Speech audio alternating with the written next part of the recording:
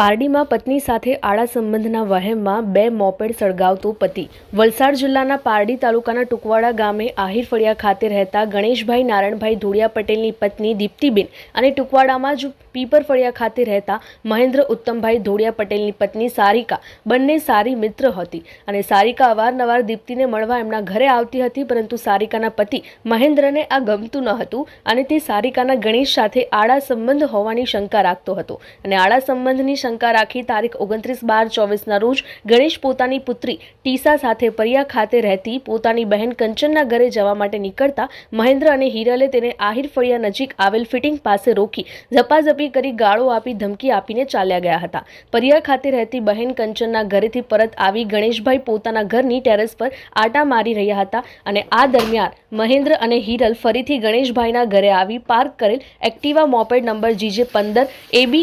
4913 જેની કિંમત 15,000 અને Maestro moped number GJ15 BA 3884 જેની કિંમત ₹25,000 કુલ 40,000ની બંને મોપેડમાં આગ સળગાવી મૂકી હતી. ગણેશભાઈએ ટેરેસ પરથી નીચે આવી પાણી મારી આગ ઓલવવાનો પ્રયાસ કરવા છતાં પણ આ બંને મોપેડ સંપૂર્ણ રીતે બળીને ખાખ થઈ જતા તેઓએ પારડી પોલીસ સ્ટેશન ખાતે મહેન્દ્રભાઈ ઉત્તમભાઈ ધોળિયા પટેલ જેઓ પેપર ફળિયા ટુકવાડાના રહેવાસી છે તેમજ હિરલ ચંપકભાઈ ધોળિયા પટેલ જેઓ ધોળિયાવાડ ટુકવાડાના રહેવાસી છે આ બંને વિરુદ્ધ પારડી પોલીસ મથકમાં ફરિયાદ નોંધાવતા બંનેની ધરપકડ કરી આગળની વધુ તપાસ પોલીસે હાથ ધરી છે.